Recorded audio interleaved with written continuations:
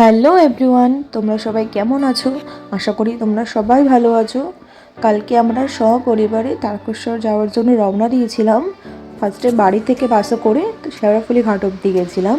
সেখানে ওই যে মেজমা আর আমার বনমাসিমণি রান্না করছে, এই যে আমি।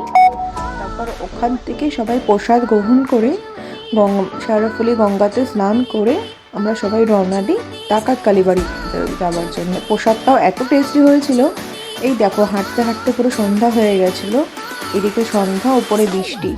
এই যে আমি হেঁটেই চলেছি, পথ আর শেষ হচ্ছে না।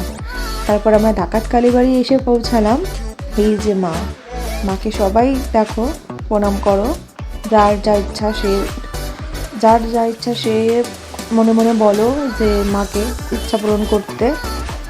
তোমরা সবাই কমেন্টে জানিও যে আমার এই ভিডিওটা কেমন লাগলো। এই যে আমি দেখো কেমন হয়ে গেছি বৃষ্টিতে ভিজে। তারপরে আমরা হাঁটিনি, বাসে করে মারোয়ারি চট্টি অব্দি এসেছি। আর